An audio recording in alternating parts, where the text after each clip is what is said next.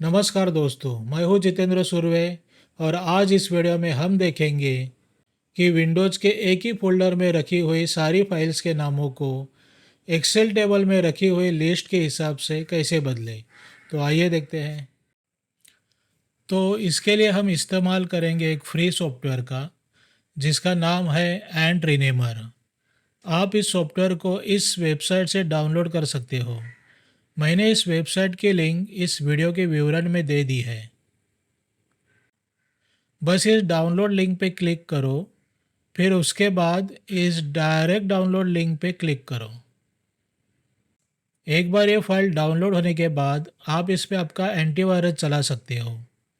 ये software Kaspersky के security network के हिसाब से एक ट्रस्टेड सॉफ्टवेयर है। मैं इसे काफ़ी सालों से इस्तेमाल कर रहा हूँ। तो हमारे पास ये सारी फाइल्स है जिन्हें हम एक्सेल टेबल के हिसाब से रीनेम करना चाहते हैं। सबसे पहले एक बैकअप फ़ोल्डर बना के उसमें इन सारी फाइल्स को कॉपी करें। अगर हम फाइल्स को रीनेम करते वक्त कुछ गलती करते हैं तो हमें हमारी ओरिजिनल फाइल्स इसी बैकअप फ़ोल्डर से मिल सकती है। आप देख सकते हो कि इस एक्सेल टेबल में दो कॉलम्स हैं। इस पहले वाले कॉलम में ओरिजिनल फाइल नेम्स है और इस दूसरे कॉलम में नए फाइल नेम्स हैं। सबसे पहला महत्वपूर्ण काम हमें यह करना है कि इस न्यू कॉलम नेम्स कॉलम में कोई डुप्लीकेट फाइल नेम तो नहीं है, क्योंकि विंडोज़ के कोई भी एक फ़ोल्डर में एक नाम की एक ही फाइल हो सकती है। अगर इस कॉलम में डुप्लीकेट नेम्स रहेंगे तो रीनेमिंग का काम करते वक्त एरर आ सकती है। इसके लिए हम इस न्यू नेम कॉलम के सारे सेल्स को इस तरह से सिलेक्ट करेंगे। फिर इस होम टैब में जाके इस कंडीशनल फॉर्मेटिंग पे क्लिक करेंगे। यहाँ इस हाईलाइट सेल रूल्स ऑप्शन के अंदर आखिर में ये एक डुप्लीकेट वैल्यूज ऑप्शन है, उस पर क्लिक करेंगे। एक छोटा सा डायलॉग बॉक्स खुल जाएगा।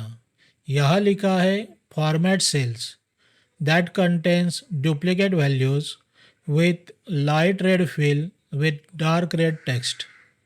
मतलब हमने सिलेक्ट की हुई सेल्स में कोई भी सेल्स के डुप्लीकेट नाम है तो उन सेल्स को लाइट रेड कलर से भर दे और उसके टेक्स्ट को डार्क रेड कलर दे दे। अब इस ओके बटन को दबा दीजिए। आप देख सकते हो कि इस कॉलम में ये सोहम वैद्य नाम रिपीट हुआ है। चलिए इन्हें रीनेम करते हैं। यहाँ पहले वाले को हम आखिर में 01 लगा के बदलते हैं और ये दूसरे वाले को 02 लगा के बदलते हैं। आप जैसा चाहे वैसे इन नामों को बदल सकते हो। अब आप देख सकते हो कि कोई भी सेल को लाल कलर नहीं है। इसका मतलब अब हमारे कॉलम में कोई भी डुप्लीकेट नाम नहीं है। अब दूसरा महत्वपूर्ण काम हमें यह करना है कि इन दोनों कॉलम में का डेटा सिलेक्ट करके उसे इस ओरिजिनल फाइल नेम्स की अल्फ़ाबेटिकली असेंडिंग ऑर्डर से सॉर्ट करना है, यानी कि ABCD के हिसाब से।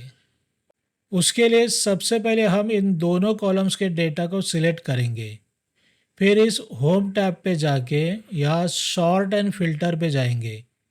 फिर यहाँ कस्टम सॉर्ट सिलेक्ट करेंगे। यहाँ sort by original name select करेंगे। अब इस ओके बटन को प्रेस करेंगे। अब हमारी फाइल नेम्स की लिस्ट ABCD के हिसाब से सॉर्ट हो गई है। अब हम इन सारे नए नामों को सिलेक्ट करेंगे और राइट क्लिक करके कॉपी करेंगे। अब आप देख सकते हो कि हमने टोटल में 14 नाम कॉपी किए हैं।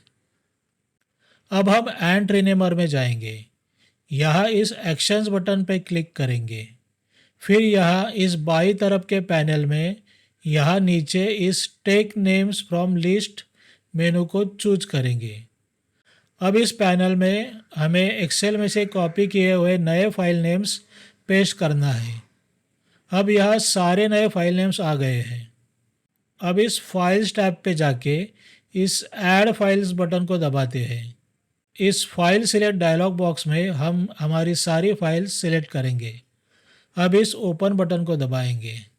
ये सारी ओरिजिनल फाइल नेम्स ABCD के हिसाब से होनी चाहिए, जैसे कि हमारे एक्सेल टेबल में है। इन फाइल्स के टोटल नंबर को चेक करते हैं। यहाँ अभी 14 फाइल्स है जो कि नए फाइल नेम्स की जितनी ही है। अब हम इस गो बटन को दबाते हैं। यहाँ इस फोल्डर में आप देख सकते हो कि अब सारी फाइल्स नए नामों में रीनेम हो गई है। कुछ फाइल्स को ओपन करके आप चेक कर सकते हो कि रीनेम का काम ठीक हुआ है कि नहीं। तो दोस्तों, अगर आपको ये वीडियो अच्छा लगा है तो इसे लाइक ज़रूर कीजिए। इस वीडियो को अपने दोस्तों को शेयर करें। इस चैनल को भी सब्सक्राइब करें और इस बेल आइकन को दबा के भविष्य में मेरे नए वीडियोज़ की नोटिफिकेशंस तुरंत पाइए।